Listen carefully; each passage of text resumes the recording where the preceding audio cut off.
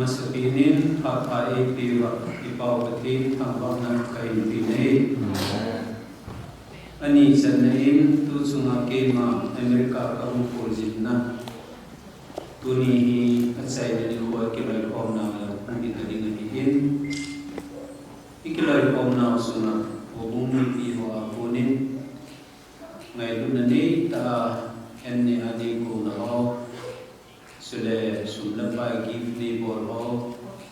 Sule ni kilay om in ho kabe na ina. Kakipate zingin na ho zo sizalin patin kamba na kapiin. Sule na chung sino ba yung pakay minin kipat ko kanin po ninahin. Pakay na sa katina katsunga na til pabor ho. Patinin na happy wintin at hin po sitaw at iyong kasino minahin.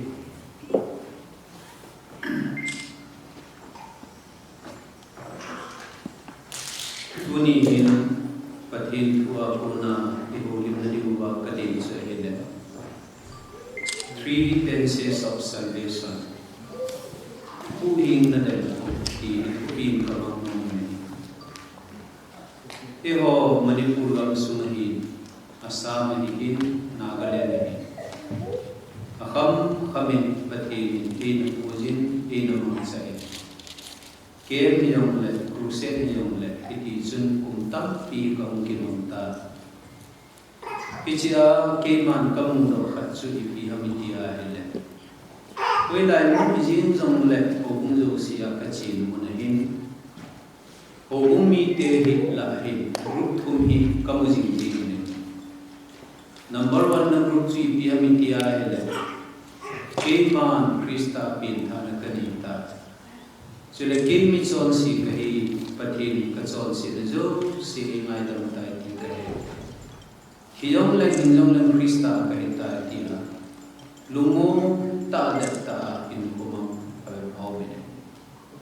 Pichita bang grup mo hi zakat la 20% iberbe ho.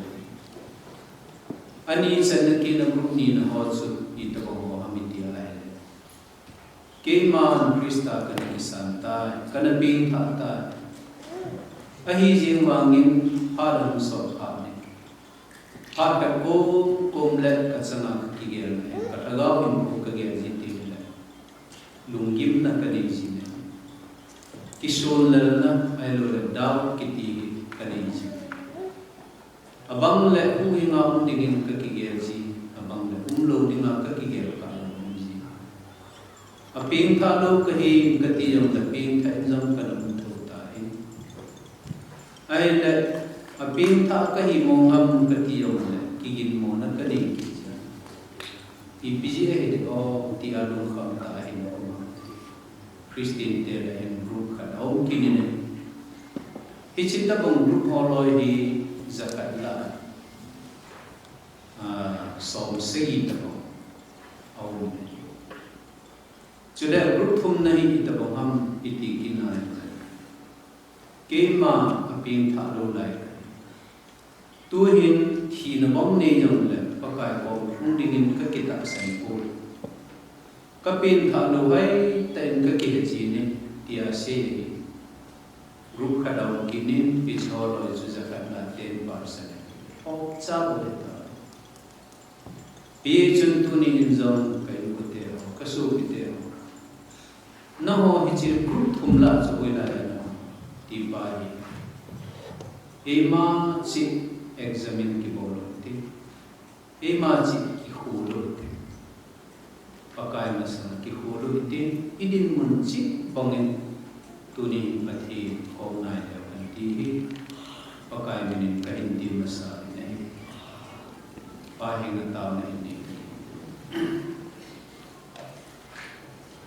ngay lu na sampai na ngay lu bahingzing kapa ngay tamay kapati nalungsin na nanakuto na zali ni Demneh na Tulsa Doungel tiling sa na izang muna kalbaryan at sa paz Yesu Krista Doungel at isa na din sa tawa sa lagulo din nga na insumi anisin taziyo hallelujah tinamin lo pisa tayo kain tawag na hey Chuthi san zalin pagka tagaw lang ba kung nanisan ko le lama zong na phatna na kita ne kachung wani sabang ina set sa jingin tuni hilai muna kasu pite ho zong hi abang loy kol gama na che abang loy manipur gama na che mun chu ma kunin mi tam tai mo tu ma mu zolo chanago na chan zolo USA gam na na pui lungi hita bang chen phata pakai nangin ni hi jin zo na ko ki pa thu kasi nei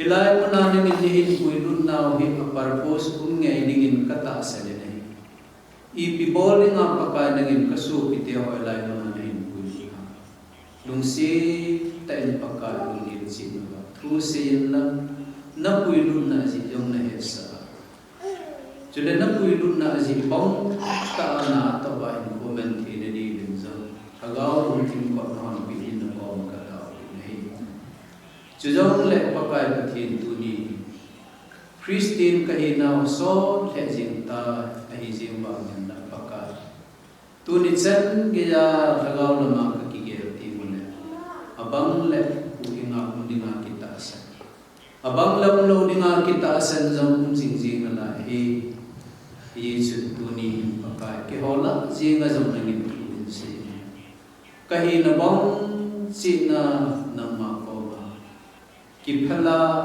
nama ko bel thi si dingin tu su na in paka na kasama pa mo sa kala ba nangin tuin si nama ko kata he kaso pite ho missing jing na la ju koi san group thum kai si ta hi ji group thum la ju na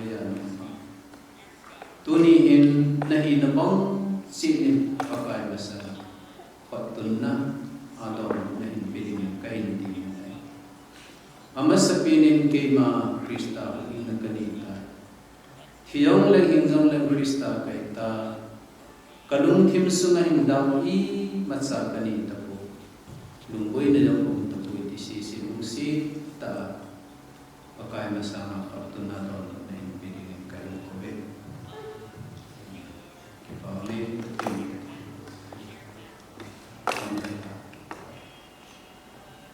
ahile keman Krista uting kanita ahibana parka kumle kihin mona daw kanisi ni isi sino hindu kikinle atin ay thum san na kema ping lo mo mong kaki kahin na ji isi sinin tu tiule atin kaki pa tuni kahin na dong zui sin ba nagin ni ina lai haleluya tin nagin katang kai tuni dan tahin paka na katsapa sa ina kaboy now le kalung kham now ka het hir now zo sia ko na het no na kani chuting le nang ma hita asana uing le le pa ki isa lung thing lung na ba ta ki pa ta in ko mang ti si dingin tu sunin paka na tagawin kala ba tuin si uing po Jesu mina na ko ba kata amen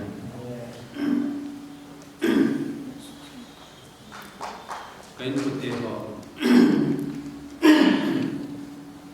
tunihin kakipa jingin kilay kom na mahin Bible study tunin pelvin isupi lunin elam kay kayong kapat sumpil jingin no kasal jingin ita ang Bible study kitihi agaw lang khalit na dinga apaya thua thupi pulpina preaching ki bol pa hai muchi to kite kala kithe thor teaching ki bol pa hi ki tu pia chiche ki tu pa hi hatta ilung thim wa itu su ke wa ahin ni ko khat ting le hong ke do ni ko le apaya pai ding su long hai lo ding that ding the Asian Bible study le jo thano ta kan na la ti elun hi patin jale Bible hegil mi ahead na sangai ama ihukung suwa ini pawi pathin thambam ta kipam ta hi itabang ini pawi moment sa laba at suna ni ichi dimulong hi papai mena katim na nung kalahi sulit tuhin Otuna kihuna ini na batsun. Atam jalan bang Krista kicik tahin kumang hinan kihehin kipaume. Sule mi izan katbang hi aka laki ngom ji. Ichi thudol sa dunia kasi buhay. Hoy ta na ngay ba hele kasi silent na buhay na honsu. Kisutang ding dingin dong. Kakinemin sule kataasan ay. Mitam tanagelin uhin na kitihi kasi zat kasi undalin ingay ko jiwa ay wala Bible yung patat sa study bola le uhin na kitihi kasi ipo uhin na kuminakikani kadna sa hile past tense of salvation achi sa uhin na kitihi omen Anina present tense of salvation tulet wa huhingna umin athum na chule future tense of salvation ahum ni huhingna ye chuna masapini past tense of salvation achi sa huhingna pachu se masapte ichina ni ngachun bible sa na betnum wa ile sol cha bung som na bungbu Sang som thum lakat na ju ibet na ay.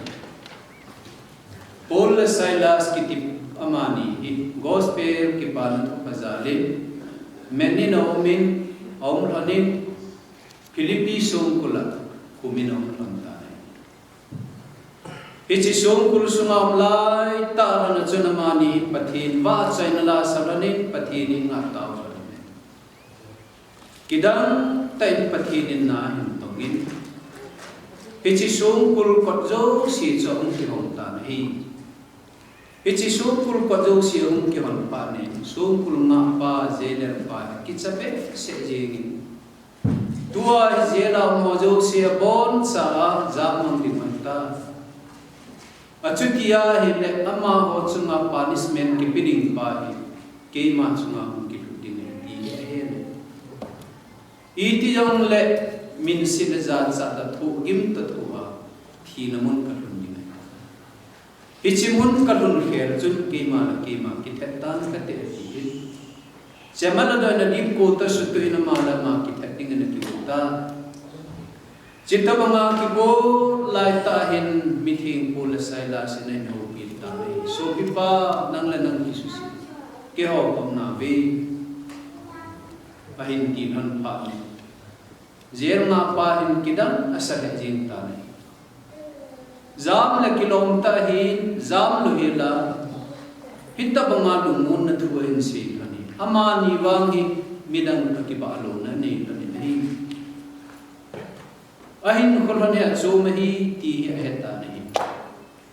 Iji chun kithet di nga kilupa chun. Ang ngain ahin kanansiin abo kumin. Ute ni huinga kom na dinga ipi kapol din ham din adaw tayo. Ichun Paul na Silas in hindi na silo ni nahi. Paka Yesu Krista taasanin na insungat siyang sito. Chutile huinga na din mahi. Ichipet petsun Pilipisong funga para. Ayon sumite ho amani tusi na apunin.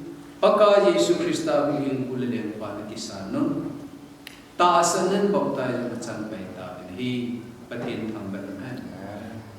Ichimuna huwing na hi itabang huwing na hamitiya hele, azua kasi past tense of salvation at sisa huwing na hi.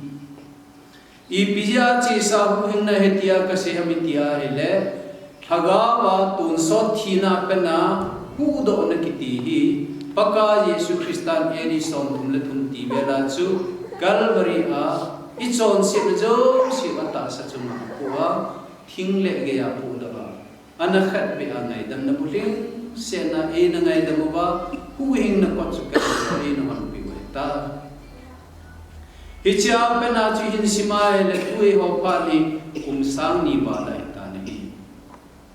Hichi chun Krista let do na Calvary a chu a chi sa uin na etia kain si chi chu hi. Hichi chun hichi chi sa uin na past tense of service ani itabong amitia hele. Iden son sit hina pena Krista thisanjala uhinga yum na pau chu hichi chu achi sa uhin na kiti hi. Chule hichi uhin na kiti hi leisit sunga mi hi koi matsa hichi uhin na ahi thani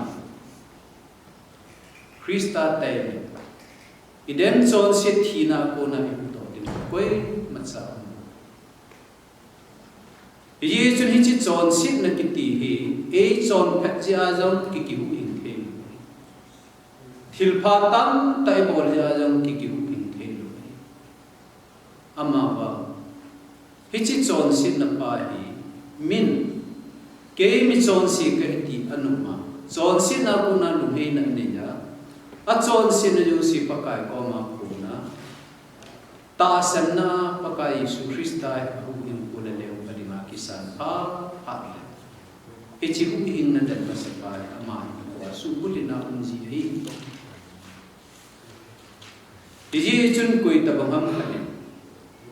Hichi hing na pa ane the na ning chu. Na ha to a to ri thil pha ha bola to ri ti agel ji. Ai boy. Hichi hing na kiti pa hi kin thil pha ka bol ji a. Pathin lung lai na ka bol do thi ai bo. Aji chu mi he min ha chona chon pa na hi le. Pathin masanga thim sen na kama ki chon phayu ama bang kilit sa na kam be ma bu ki chon phayu 1977 ti vele Susanpur la lekha kana simin hangzola kana kansa ichia kana pension na hin wang sinom ta lut che ti ho etek hin bol ta lu che ne na usuna ui lu na ka to phala hin lu che a mi khadam la ba na khadam na ba na iti suna on lai bi hin thau ti ti ki ho tu bong ji ichi ho chu kin nong ka thu jo a che na pinin tu no ki gom phong ta ti ti ba ui lu ni no ichi ui lu chu khang de lin de bin azo zo ne na sal teng jing ta football pes ka la ki kong po bom ta a color lang chu tu changin kalung lina abe po he khamin